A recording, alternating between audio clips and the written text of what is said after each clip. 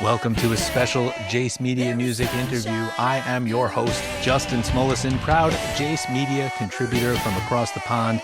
I am delighted to present an audio interview with my man, Taz Taylor. He's one of the guitar greats on the scene right now. His band is the Taz Taylor Band, and their new album is The Other Side of Midnight, which is available everywhere from our friends at No Hair Records. Now, on The Other Side of Midnight, Taz is joined by a new front woman, Laura Vreeland, who does a fantastic job on this album. You can hear it right now in the song called Every Day, brand new original. And we're going to play some more clips with her on vocals. On this album, Taz is also joined by my friend and keyboard maestro and songwriting maestro, Alessandro Del Vecchio. So we're going to talk a little bit about that relationship. We're also going to look back on the prior album, Nocturnal, which was completely different in that it featured three different singers, hard rock legends in their own right, Doogie White, Graham Bonnet, and David Reese. So there's a lot of talent that goes in and out of a Taz Taylor circle, and we're going to talk all about it and just set the record straight. Now, Taz's computer camera was not working for this interview, but we were able, of course, to record the audio, so we're going to play that right now. And we're going to play some clips from the new album as well, The Other Side of Midnight, and have a lot of fun. Let's get to it. Jace Media Music audiences worldwide, please welcome Taz Taylor. So I am joined by Mr. Taz Taylor. Hi, Taz. Hey, how's it going, Justin? It's good to be speaking to you again. It's been about 3 years? It has. It's been since your last album, which had three singers. I know, right? And now you got four. Was it four? It could have been four. Yeah. I remember three off the top of my head, but that was how we got acquainted because you worked with our talented friend Mr. David Reese on that one. Exactly, yes. Yeah, and now you've got it's a new Taz Taylor, basically, right? You could say that. I mean, obviously not many people have heard the entire album yet, but from the singles we've put out, I've been kind of surprised by the amount of people that made the comment, "Oh, a new direction," and my response to that is, really? I don't think it sounds that different, but maybe they're only saying that because we have a female vocalist. Yes, you do. So why don't you tell? Yeah. So she is the prominent, if only, vocalist on The Other Side. Yeah. And so tell us what's her name and how'd you connect with her? Okay. Well, it's I've told this story a couple of times before, but I'll tell it. It's kind of, you just mentioned the Nocturnal album. We put that out in 2022, and the idea was it was the core band that was me. Longtime bassist Barney Ferks, who's been in the band since 2010, so hell of a long time. Yeah. And our drummer at the time, Val Trainer, who had been in the band for I think 16 years or something. So it was that core trio, and we had Doogie White guest, we had Mark Bowles guest, we had Graham Bonnet guest, we had Chandler Mogul guest, and we had David Reese guest. And that was the idea of it, all these guest vocalists. We put out the album, and I was just like, oh, we'll just find a guy. We'll find a local guy that can cover this material live. It turned out that world-class vocalists, guesting wasn't just a clever press blurb. We literally couldn't find a guy that could do it. I would email people that I knew in the San Diego area, and they would go, "Oh yeah, that sounds fantastic. Send me a couple of tracks." I'd send them a couple of tracks, and 10 minutes later, the email would come back. "Sorry, dude, I can't do that." Really? Yeah, and this went on for about a week or 10 days with just the people I could think of to connect with that I knew here. And so I was like, well, maybe we need to turn to a local girl. And Laura was the only one that I contacted, and she emailed me back and said, yeah, that sounds, really exciting. Send me a couple of tracks. Sent her a couple of tracks, and within 15 minutes, she emailed me back. Yeah, I'm singing along. I got the lyrics written out. When are we rehearsing? Wow. Okay. So we didn't even call it an audition. We had 2 rehearsals, and we went ahead and did the CD release party. And and she's been in the band ever since. So it's been like 3 years. Oh, wow. So And it's Laura Vreeland, right? yeah, Laura, middle initial K, Vreeland. Right. And so, it is different because, we've done roughly as many instrumental records as we've done records with vocalists. Right. But every time we had a vocalist, it was either like they came into the band, we made the record, and then in the case of Graham Bonnet, we toured twice. We played all over Europe. We played Budapest, Prague, Vienna, everywhere. So Yeah. he was in the band for 2 years. And then we had Keith Slack came in and we made a record and we only played like 2 shows. Hmm. We had Chandler come in and we made a record and we didn't play any shows. So, it's kind of, this is the first time where we've had a vocalist in the band and we've made a record and she's actually already been in the band for 3 years. Okay. So from our perspective, it's like, it is kind of like, it's different. It's a fresh start. It literally actually feels like a 5-piece band with a vocalist rather than just a guest, Right. you know? So it's firing on all eight, as they say. That's fabulous. And it's worth mentioning that for this new album, Yeah, that you've got another tremendous vocalist who is your keyboardist on this one. It's my friend yeah, Alessandro Del Vecchio. yeah, Yeah. yeah, And I don't know, I don't remember if I sent you a picture, but I've hung out with Alessandro. I've yeah, been covering him for about 5 years now, and we yeah, hung out last year in New York City, and it was fantastic. yeah. And how did you connect with him? And what's I mean, this is a fun question. What special treats did he bring to the group? Well, I mean, first of all, what a tremendous talent. And I mean, I'd have to tell the story of how this whole thing happened, to be honest, and then just cover that on the way because Sure. I mean, this album was recorded last year. I mean, we're only putting it out now, but it was in the can last year. And it came together in a stranger way than usual. And what I mean by that is at the beginning of last year, I had absolutely no intention of making a record last year. All I wanted to do was play shows. Okay. And but we weren't doing anything for like the first 5 months of the year. For one reason or another, people were busy, life gets in the way, other people's schedules. And I was reaching out to venues, and it's just like, it's gotten harder and harder, it seems, in recent years. You can't book shows that are only a month away or 2 months away. Almost everything I book is 6 months out. Oh, So by the time we'd realized that we were going to take a break, it's like, okay, I'm already booking shows for like the second half of the year, and it's January. And it's like, and I couldn't imagine sitting around and doing absolutely nothing. right. And I went to the UK for a week, and while I was there, I saw Alcatraz play. And of course, at that time, Doogie White was the vocalist in Alcatraz, and they performed the Rainbow song, Temple of the King, Mhm. because Doogie fell in love with that song performing it when he was in Rainbow back in the mid to late 90s. And I thought, wow, what a great song. I'd had the first Rainbow album since I was a teenager. It's one of the first records I ever bought. Yeah. And so when I got back home to San Diego, I tend to start my day in the morning. I put the coffee on and I sit on the couch and I noodle around on my acoustic guitar. So I started noodling around and just like finding the licks of Temple of the King while I was waiting for coffee. And by the second morning, I got the verse. And by the third day, I said, okay, I got the whole song. While I was doing it, I was thinking, man, Laura would crush this. We should record this. Yeah. And, it was kind of funny. By the third day, it suddenly occurred to me. I was like, I've learnt this entire song on acoustic guitar just from memory. What if I learned it like it? What if I'm playing it in a completely different key and I don't realize? Right. So I had to go to the computer and put Rainbow, Temple of the King. It started. I played guitar. I thought, oh, thank God for that. I learned it in the right key. So, like I said, we weren't doing anything at the time. So I wrote the song, what became the title track, The Other Side of Midnight. Mhm. And I went into the studio by myself for an afternoon and I recorded all of the guitars for Temple of the King to a click. And I recorded all of the guitars to The Other Side of Midnight to a click. And I sent those to the drummer, Matt Starr, who I'd been, we'd been chatting back and forth online for a few years. And I thought, this would be cool to do something with Matt. I didn't really know why I was doing it. It was just I felt creative and it just felt like something to do. You're chasing you're following your instincts. Yeah, sometimes you just like, I just got to play. I want to be in the studio.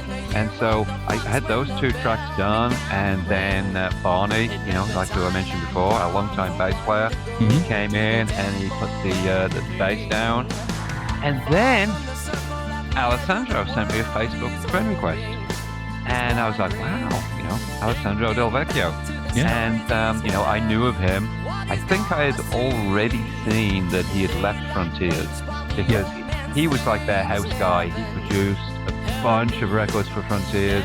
It was like every week there was an Alessandro Del Vecchio produced album or a band that he was in. Yeah, a lot of those I would call them project bands, like Revolution State, bands like that where they're all like recording remotely. Yeah. And he would be heavily involved in writing songs for those records as well as producing. Sure. And I thought, wow, so I accepted the friend request. And I'm thinking now, it didn't occur to me at the time, but I'm thinking because he's really good friends with Matt. And I think that they were probably chatting, and he probably asked Matt, so what have you been up to? And he may have said, just did these two tracks for Taz. Right. I never asked Matt about that, but I'm thinking that's how Alessandro knew about me. I can't imagine how he would have done otherwise. So anyway, I messaged Alessandro and I said, I'm working on some material for a new Taz Taylor band album. Would you like to collaborate, write some songs? And he wrote right back, absolutely. And before I knew it, we'd written 5 songs. And I'm like, oh crap, I've got these 2 I just did with Matt. We've written 5. And I'm like, I got 3/4 of a record here. I guess I'd better make a record before I start to do So that was kind of how it happened. I mean, we wrapped up the record in like September and then shot the videos in October. But it really did. I'm not saying it came together accidentally or like rushed, but it came together really quickly. I had a record done before I even knew I was going to make one. Wow. It was kind of a unique situation, really. Yeah. And that just goes to show what a true professional is. For, as far as you being a professional, but I also remember sitting with Alessandro and we were just having coffee and I asked him, I said, so at this stage in your career, can you like not phone in a song, but can you write a song? He said, I can do one in a day if I've got my topic and I'm inspired correctly, I can do it. And he said the deadline part helps.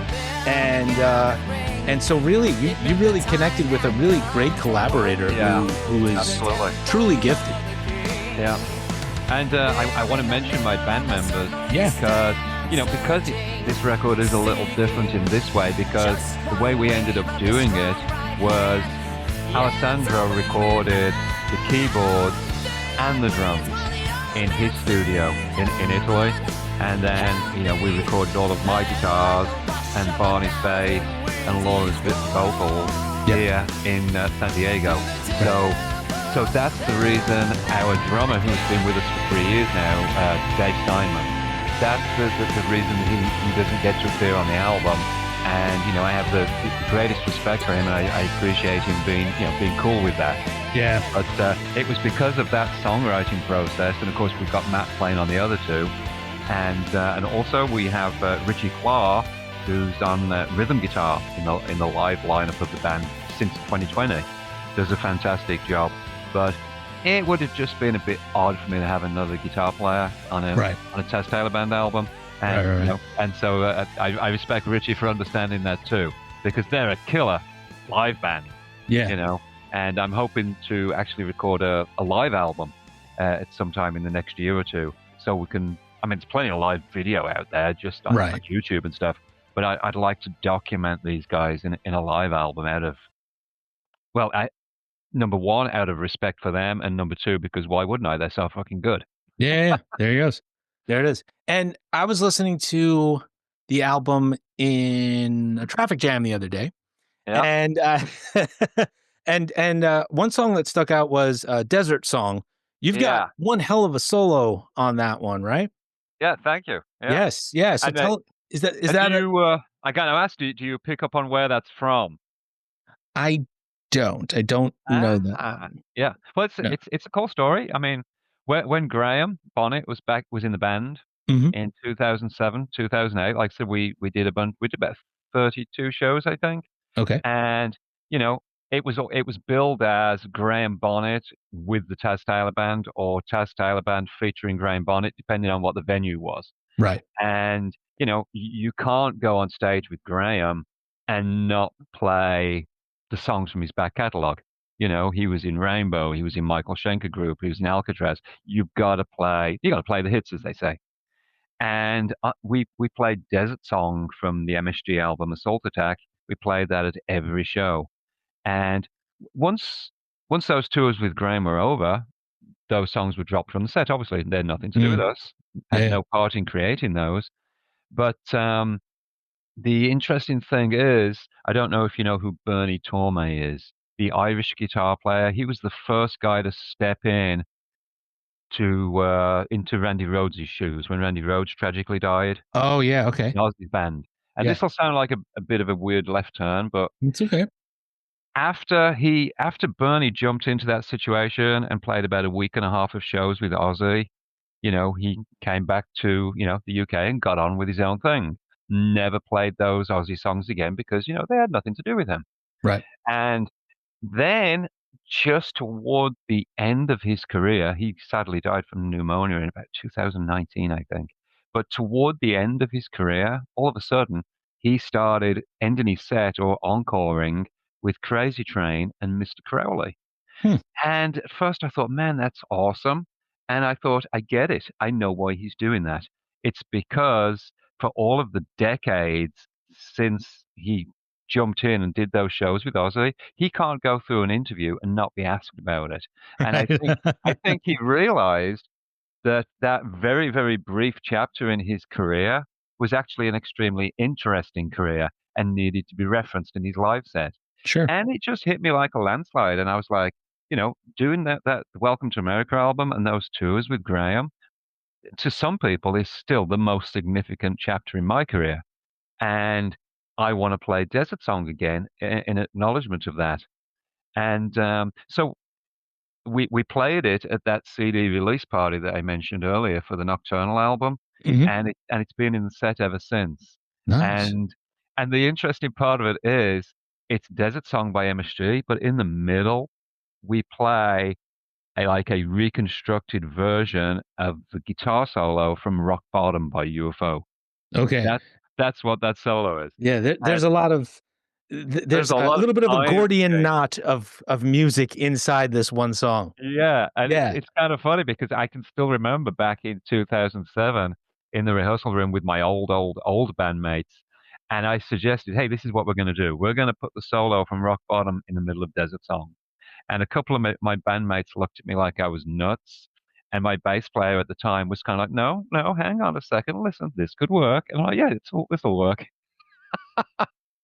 And so, yeah, I'm kind of proud of that crazy little medley of you know so we've been playing it at our shows like the last 3 years.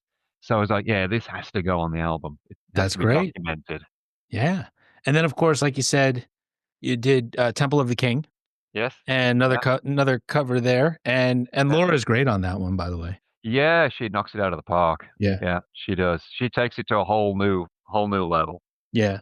And the title track is, if I'm remembering correctly, is instrumental. Yes. Yeah, Yeah.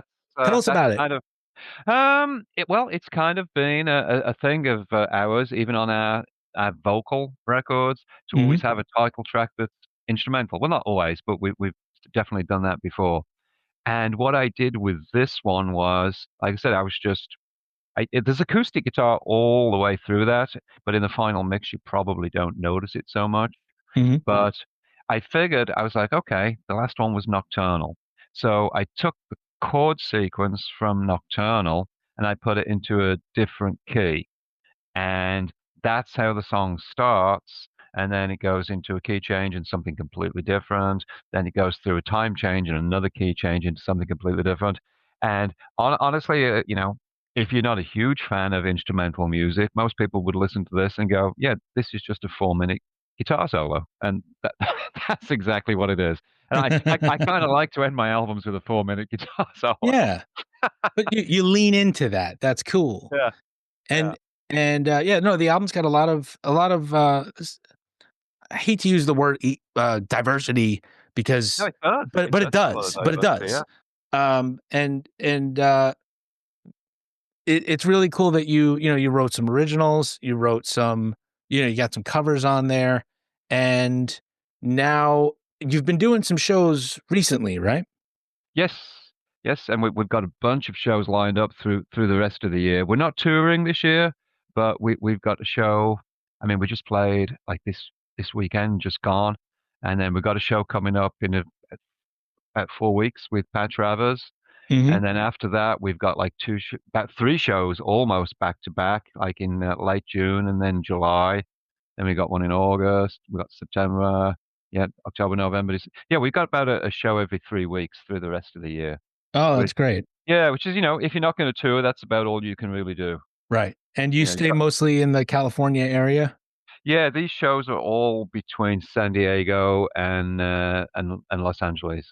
Yeah, Yeah, and you yeah. keep it local, but eventually is the Taz Taylor band gonna hit the road maybe 2026-ish? I would love to say yes, but the offers have to be there. Right, You right. know, Un I keep hoping to get on a tour like with the guys in Alcatraz or something like that. Mhm. And but it's tough out there at the moment. Oh, You know, I understand, yeah. it is. Last year, you played New Year's Eve at the Yeah, Whiskey with LA Guns, yeah. We did that and 2 years in a row, and then not the year before, but the year before that. So we've done it 3 times. Yeah, that's great. Now, the reason I bring that up is because I am a big fan of LA Guns' live drummer, Sean Duncan. You know him? yeah. Yeah. I know of him. Yes, Yeah, yeah, yeah, yeah, yeah. yeah. I He's think he's the beast behind the drums. yeah, Yeah, I love his work, and he's got a group with his brother, uh, uh, with his brother named Jeff Duncan from Armored Saint. They've got a group called yeah, DC4. So I check in with him every once in a while, yeah. just because he's a fascinating guy, and he used to be a chef, or he still is a chef. Ah, So I didn't know that. Yeah, yeah. yeah, he once told me a story about how he cooked broccoli for Madonna, and she didn't want anything on it. That's it. That's the whole story. Ah, wow. She didn't want Interesting. she didn't want anything on the She didn't want broccoli. anything on it. I He's pressed got him he on it. he's gotta really know how to cook broccoli in Yep, that yep. case. That must be Yeah. some really choice, broccoli. Yeah. But when you do a New Year's Eve show where the energy is Oh, inherent, yeah. right? Does it help elevate does it elevate your mood? Does it elevate your playing even? Do you stay longer? What's the vibe like when you do a New Year's Eve Ah, show? it's, it's not even just so much that it's New Year's Eve, it's the fact that it's the Whiskey A Go Go. Oh, I okay.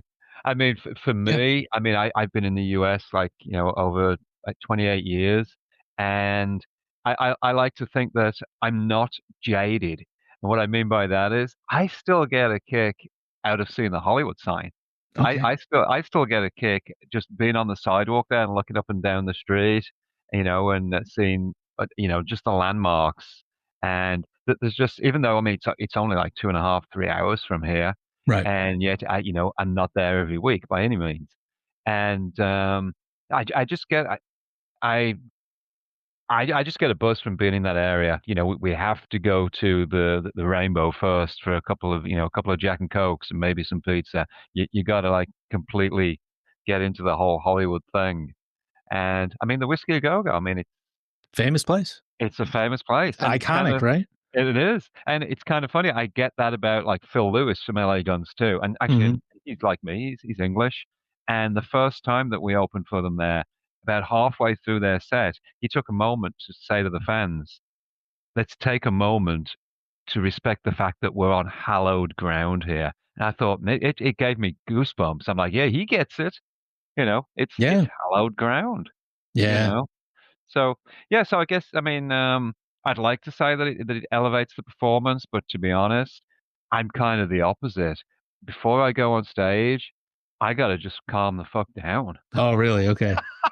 It's like I can't play if I get all like amped up and jittery. I Oh, gotta okay. I'll be upstairs in the green room, like with my back to everyone, just like turned facing the wall, noodling on Oh. my guitar. I got to calm down. Okay.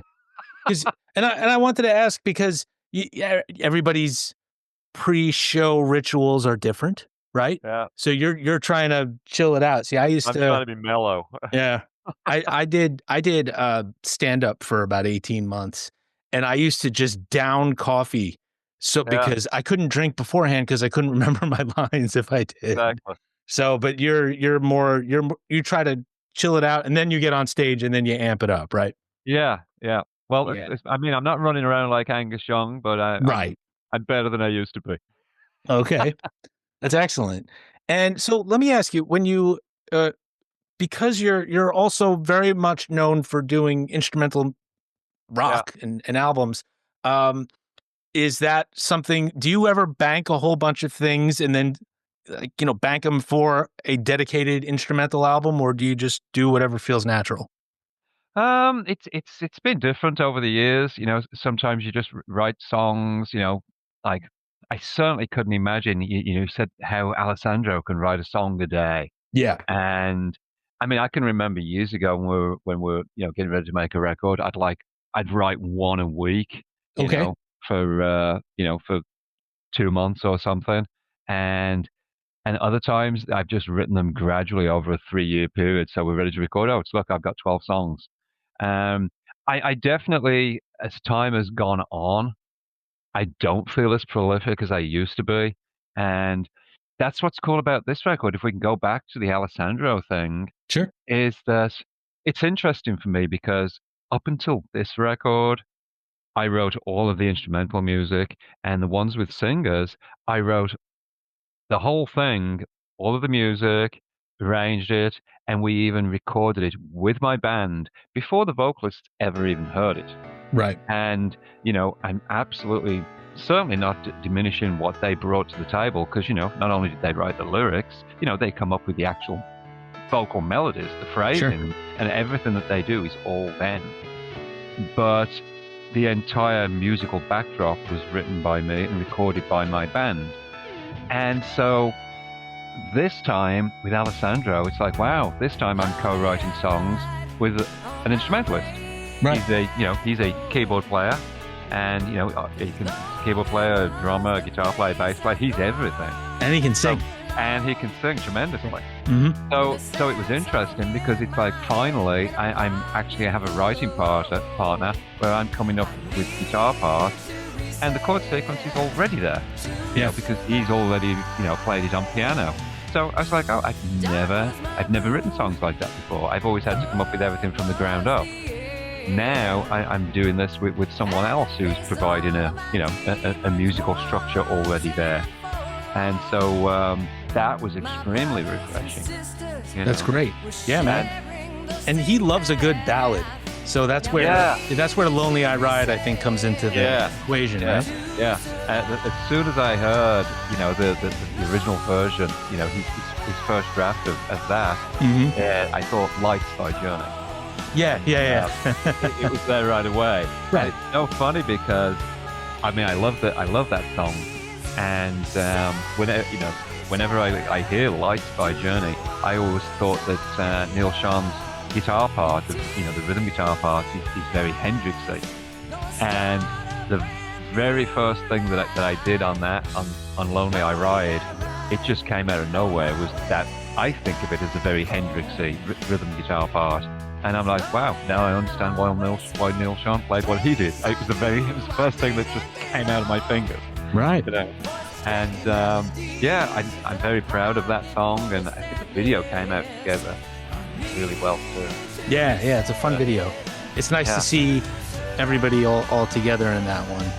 So I'm going to let you go in a moment, but we're going to quickly plug your shows. Well, first of all, The Other Side of Midnight, as I will have already said, is coming out May 14th, right? It is, yep. Okay. We've got it on 180-gram vinyl and CD. It will be at Amazon, and it will come out that same day on all streaming platforms. Wherever you usually stream music, it'll be there.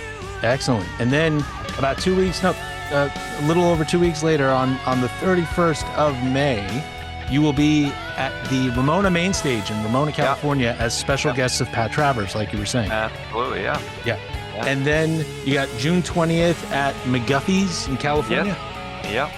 And then June 25th at the Bornemann Theater in San Marcos as special guests of Gong. Gong, yeah. Bang, right there. Bang a Gong, not the right band, I get it, but still. And then we've got, July 3rd, the Coach House Concert Hall as guests of the Ultimate Rock Band. Yeah, in San Juan Capistrano. Nice. Starting off your 4th of July weekend, right? I was just going to say, you must have a lot of fun kicking things off for us for the 4th of July. And then Saturday, August 2nd at the Full Circle Saloon, Santee, California. Okay, yep. Santee. We've never played there before. Yeah, we've never played there before, which will be, I mean, that's a neighborhood place here in San Diego. Mm-hmm. And, they got a nice big stage, good sound and light, and yet we've never played there. So, we're knocking down their door, getting in there. Good. Are you joined by anybody on that one, or is it? To be honest, I'm not sure what the lineup is. I think there are 3 or 4 bands that night. I'm not sure what the lineup is yet. All right. Well, you know what? As we get, before we go live, if that gets announced, I will plug the heck out of it and tag them. And Taz, I'm gonna let you go in a moment, but I thought it would be interesting. Not interesting. I thought it would be insightful if you had any advice for young or up and coming guitar players trying to make something happen today. What advice do you have for them? Oh my God. I would say, stay true to yourself, obviously. Mhm. Listen to the players that inspire you to play, the ones that made you go, "Oh, I want to do that," And my personal journey has been to never actually copy them, because I mean I've never been in a covers band in my life. I've never gone into a bar and played a set of covers, and so I've never even learnt that many songs, and certainly not sat down and learnt solos by my heroes. I've just kind of emulated the sound. I've emulated the style, and it's kind of like what I'll do sometimes is I'll listen to let's say it's Bohemian Rhapsody by Queen. Okay. And I'll think, wow, what a beautiful solo. And I'll think, I wonder what I would have done if I was soloing over that same section of music. So I'll learn the chord sequence that's behind the guitar solo, and I'll record that to a basic drum machine, and I'll put the bass on it, I'll put keyboards on it if necessary, and then I just jump in with both feet and start jamming a guitar solo over it.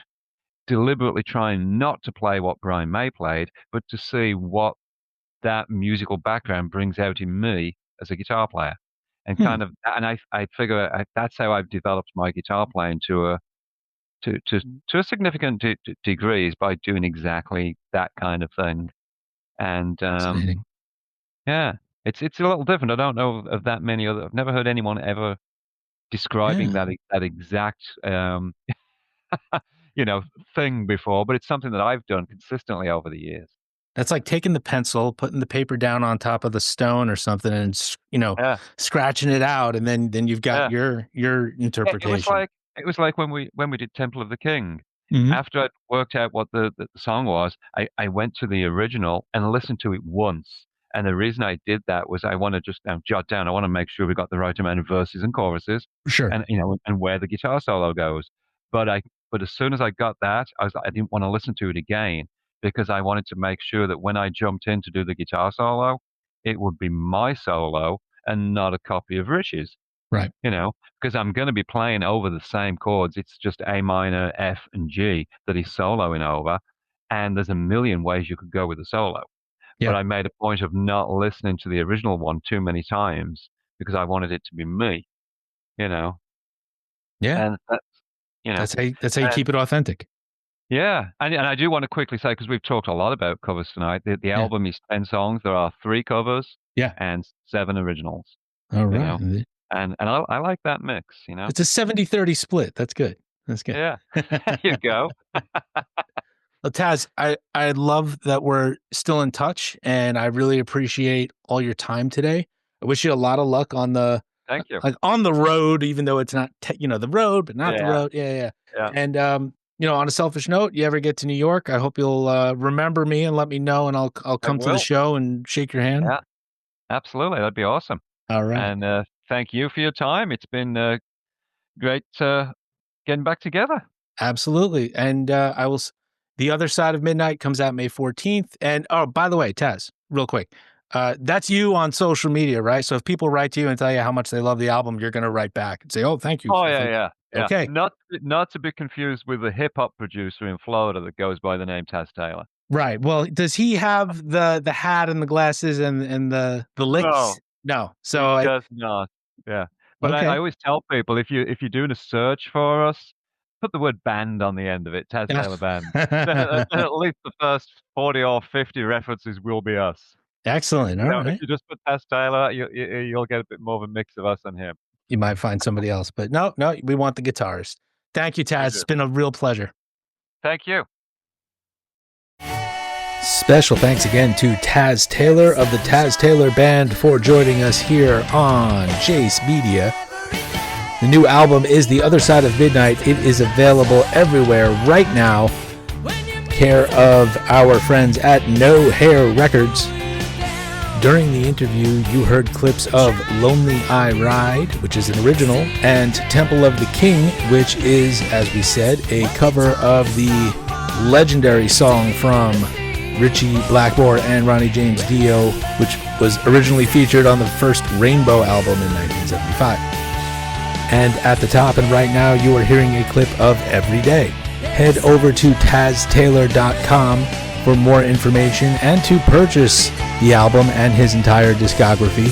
Also head over to TazTaylor.com and the news and gigs page, and you can find the information about upcoming shows, including Saturday, May 31st at the Ramona Main Stage in Ramona, California, as a special guest of Pat Travers. On Friday, June 20th, he'll be at McGuffey's in California. On Wednesday, June 25th, at the Bornemann Theater in San Marcos, California, as a special guest of Gong. And on Thursday, July 3rd, he's going to celebrate Independence Day at the Coach House Concert Hall as a guest of the Ultimate Rock Band. And on Saturday, August 2nd, he will be at the Full Circle Saloon in Santee, California. More dates will be announced soon, hopefully. And as we always say, be sure to make legitimate purchases of the music, merch, and tickets to support hard-working artists like Taz Taylor and the Taz Taylor Band. Folks, head on over to the revamped JaceMediaMusic.com page. We've got reviews, we've got interviews, we've got all kinds of great music coverage. Check out some of my recent video interviews with my all-time favorite metal singer, John Bush of Armored Saint and Category 7. The drummer of Category 7 and Shadows Fall, Jason Bittner. Guitar heroes like Herman Frank of Victory. And rock and metal singers like Wade Black. Nick DeSalvo of Elder. Fate's Warning singer, Ray Alder. DK Revell of Kickin' Valentina. And members of Avatarium, Captain Blackbeard, and more. Special thanks, as always, to our fantastic founder and publisher, Glenn, and all of my Jace Media colleagues. And of course, special thanks to you, the worldwide Jace Media music audience. Look for Jace Media on Facebook and X and Instagram and basically every social media channel you can think of. I am Justin Smulison, proud Jace Media contributor from across the pond. Thank you again for tuning in. Keep coming back to JaceMediaMusic.com. I've got more video interviews on the way.